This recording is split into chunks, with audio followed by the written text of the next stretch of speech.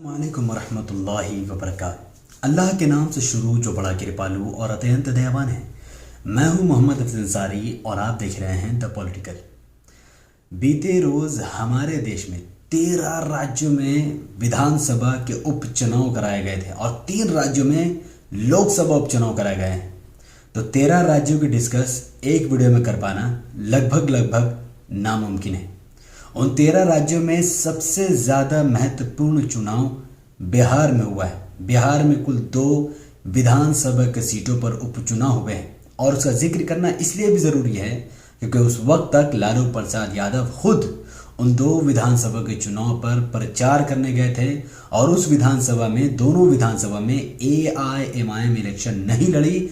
उसके बाद भी रिजल्ट आपके सामने मैं पेश कर रहा हूं कि JDU 2 के 2 बिहार के विधानसभा उपचुनाव जीत गई है और RJD हार गई है। और कांग्रेस को LJP को कितना वोट मिला, कौन वोट कटुआ बना और किसने RJD को हराने में और BJP को जिताने में अहम रोल अदा किया। और इस वीडियो के बाद वोट कटुआ का ये जो वोट कटुआ शब्द उसी हिसाब से जोड़ा जाता है, इसका मतलब ही पूरी तरीके से चेंज हो जाएगा। तो बिहार में 2 विधानसभा सीटों पर उपचुनाव हुए।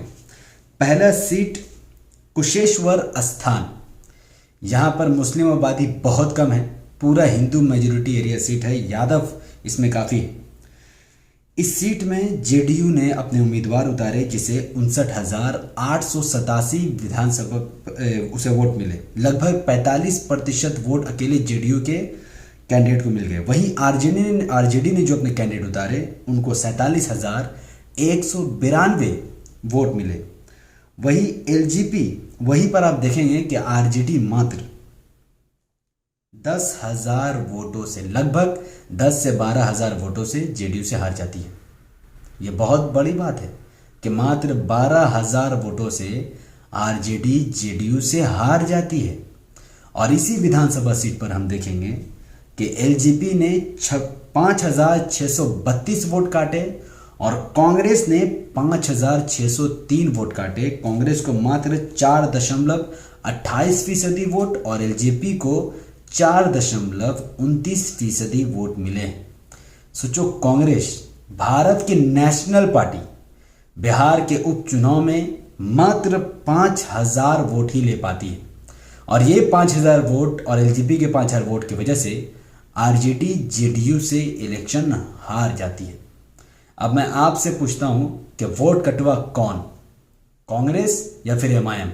जो कांग्रेस जिंदगी भर MIM को वोट कटवा कहती रही, आज वो कांग्रेस RJD को हराने में BJP की मदद और JDU की मदद करते हुए पाई गई है। वहीं दूसरी विधानसभा की सीट तारापुर, जहां पर JDU ने अपने उम्मीदवार उतारे और JDU के उम्मीदवार को 79,090 वोट्स, लगभग 79,090 वोट मिले। 46% वोट अकेले JDU के उम्मीदवार को मिल गए। वही RJD ने अपने उम्मीदवार उतारे जिसको 75,238 वोट, बहुत करीब का ये मुकाबला था। उनको 44.6% वोट RJD के उम्मीदवार को मिले। मात्र 2% वोट, 4,000 वोट से, सिर्फ 4,000 वोट से RJD BJP JDU से हार गए। JDU BJP का अलाई पार्टी है।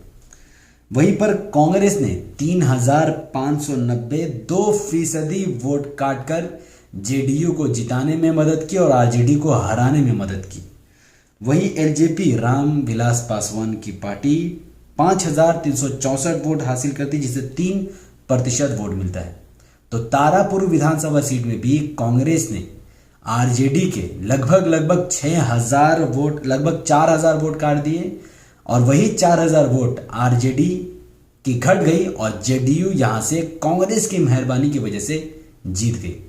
तो आप खुद फैसला कीजिए कि जो RJD, जो कांग्रेस MIM को कोसती थी, MIM को BJP का B टीम कहती थी, MIM को इलेक्शन लड़ने से रोकती थी और बिहार के मुसलमानों को मूर्ख बनाती थी, आज वो RJD कांग्रेस की वजह से हार रही है और वो कांग्रेस 6,000 5,000 वोट काट कर RJD को हरा रही है।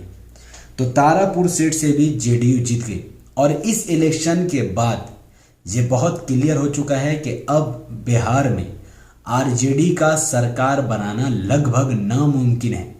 अब 5 साल तक 2025 तक या 2024 तक आरजेडी या तेजस्वी यादव बिहार में अपनी सरकार नहीं बना सकता है, क्योंकि पहले लगभग इस इलेक्शन के कुछ टाइम पहले तक बिहार में एनडीए नेशनल डेमोक्रेटिक अलायंस की सरकार थी, अभी भी है, जिनके पास बहुमत से 125 विधानसभा की सीट है।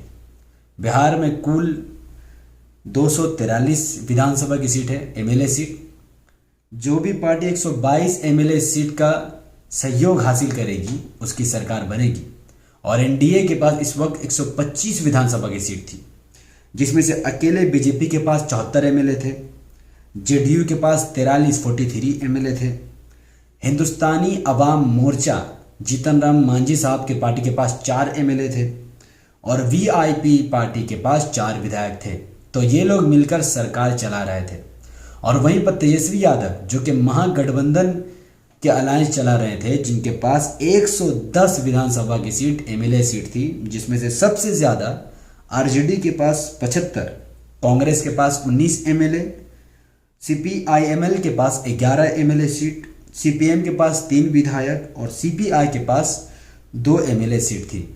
तो ये तमाम पार्टियां मिलाकर महागठबंधन के पास 110 एमएलए सीट थी। अगर ये 2 सीट ये लोग जीत जाते तो भी ये लोग सरकार नहीं बना पाते। मैं भी बता रहा हूँ क्यों। इसके बाद एमआईएम के पास 5 विधानसभा की सीट थी, बीएसपी के पास 1 विधानसभा की सीट और एलजेपी के पास 1 और अदर के पास। पर ये पूरा आंकड़ा बदल चुका है, ये पूरा समीकरण बदल चुका है।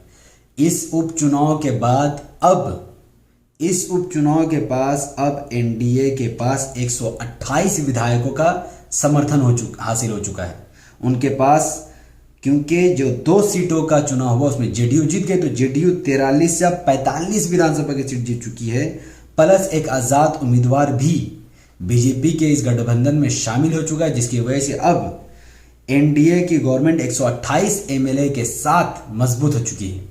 वही अगर आप बात करेंगे महागठबंधन की, तो महागठबंधन से साफ तौर पर आप देख सकते हैं कि महागठबंधन से कांग्रेस को मक्खी की तरह निकालकर फेंक दिया गया है। कांग्रेस को गंदा मछली समझकर महागठबंधन के तालाब से बाहर कर दिया गया है।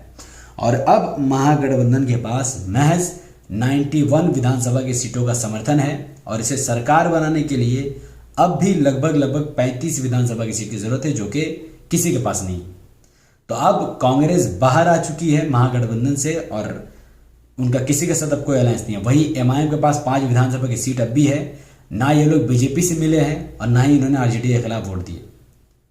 तो बिहार में अब आरजेडी सरकार नहीं बना सकती है, ये फुल एंड फाइनल हो चुका है। अब तेजस्वी यादव को पता चला होगा, जब एमआईएम कह रही थी कि हमसे गठबंधन करो, कांग्रेस को छोड़ दो, वही तेजस्वी यादव ने कांग्रेस को 70 विधानसभा की सीट दिए थे इलेक्शन लड़ने के लिए और कांग्रेस ने 70 विधानसभा की सीट में से महज 19 विधानसभा की सीट ही जीती, सिर्फ 19, बस सिर्फ 19।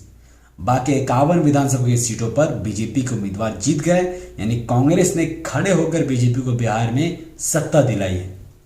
और वही एमआईएम बार बार कह रही थी तेजस्वी यादव से कि हम हमारे साथ गठबंधन करो, हमें सिर्फ 20 सीट दे दो तो भी चलेगा। पर नहीं, कांग्रेस को 70 सीट देने वाली आरजेडी कांग्रेस को 20 सीट देने को भी तैयार नहीं थी, क्योंकि मुसलमानों का नेतृत्व मजबूत हो रहा था ना। और एमआईएम 5 सीट जीत गई और एमआईएम के 5 विधायक अपनी जगह डटे हुए हैं, अपनी जगह कायम है, स्कूल कॉलेज हॉस्पिटल का काम करवा रहे हैं, पूरे बिहार में घूर घूर कर काम करवा रहे हैं, लेकिन वो बीजेपी या जेडीयू में जाने तैयार नहीं है। तो मुसलमानों, इस उपचुनाव के इलेक्शन से तुम्हें एक ही सबक हासिल होनी चाहिए कि चाहे जीतनराम मांझी हो या चाहे लालू प्रसाद यादव या तेजस्वी यादव या फिर नीतीश कुमार, ये जितने भी पार्टियां हैं, जब जब इनको आपके वोटों की जरूरत पड़ेगी, ये लोग टोपी पहनकर आपके पास वोट मांगने चलाएंगे। ये लोग एक दूसरे के साथ गला मिल लेंगे, लेकिन जब इनका मकसद पूरा हो जाएगा, ये लोग अपनी अपनी पार्टियों में बंटकर बीजेपी का फायदा करवा देंगे। आज वही जीतनराम मांझी साहब जो टोपी पहन के हैं, वो बीजेपी के साथ है। आज वही नीतीश कुमार जो बीजेपी को हराने के लिए वोट देता था, वो भी मोदी के साथ है। आज वही कांग्रेस जो मुसलमानों से वोट देती है कि भैया हमें वोट दो, आज वो बीजेपी से हार जाती है और वो तेजस्वी यादव अकेला का अकेला खड़ा रह जाता है, क्योंकि उसने एमआईएम की बात नहीं सुनी थी। अब आने वाले विधानसभा इलेक्शन में 2024 में इलेक्शन होगा। अब अगर तेजस्वी यादव सच में समझदार होगा तो वो किसी के साथ गठबंधन नहीं, बल्कि सिर्फ आरजेडी और एमआईएम मिलकर पूरे, और सीपीएम को भी ले लो, आरजेडी, सीपीएम और एमआईएम मिलकर पूरे प्रदेश में सरकार इलेक्शन लड़ेगी। और कम से कम अगर कांग्रेस में नहीं रहेगी, जाहिर सी बात है कांग्रेस अभी अलायंस में नहीं, उसे तो भगा दिया गया, दूर कर दीजिए, तो अगर आरजेडी अपने दम पर 243 विधानसभा की सीट में 200 सीट पर भी चुनाव लड़ेगी ना, मैं यकीन दिलाता हूं आरजेडी अकेले 150 से ज़्यादा सीट जीत जाएगी। और एमआईएम अगर 20 सीट लड़ेगी तो 20 में 20 सीट एमआईएम जीत जाएगी। और इंशाल्लाह आने वाले इलेक्शन में एमआईएम का 20 विधायक जीतेगा ही जीतेगा। आप मेरी बात को नोट करके रख लेना। तो भैया बिहार के मुसलमानों, खुलकर एमआईएम का साथ दो, आरजेडी, जेडीयू, कांग्रेस को लात मारो, क्योंकि ये लोग बीजेपी को हराने में असफल रहे हैं। और दोनों उपचुनाव में आरजेडी कांग्रेस के आपस की लड़ाई की वजह से बीजेपी जीत गई। तो आप अपना वोट मुत्तहिद होकर एमआईएम को दो और इन सब का चक्कर छोड़ दो। तो इस वीडियो को बिहार के लाखों मुसलमानों तक पहुंचाने के लिए इस वीडियो को लाइक कीजिए, इसके लिंक को व्हाट्सएप, फेसबुक, इंस्टाग्राम पर शेयर कीजिए। अपनी बातों को कमेंट पर रखिए कि आने वाली विधानसभा इलेक्शन या लोकसभा इलेक्शन में आप किसे वोट देना चाहेंगे। कमेंट में हमें बताएं, MIM, RJD, JDU, Congress, CPM या फिर अन्य पार्टी को। हमारे यूट्यूब चैनल द पॉलिटिकल को सब्सक्राइब कीजिए, बिल्कुल को हिट कीजिए, मुझे अपनी दुआ में याद रखिए। और अगर आप लोग ये video the political news Facebook channel पर देख रहे हैं तो चैनल को लाइक करें, चैनल को फॉलो कीजिए और मुझे अपनी दुआ में याद रखें। बहुत बहुत शुक्रिया। अस्सलाम वालेकुम वरहमतुल्लाहि वबरकातुहू। अल्लाह की सलामती, रहमत बरकत आप तमाम भाइयों और बहनों पर हो। मैं अल्लाह भी पीस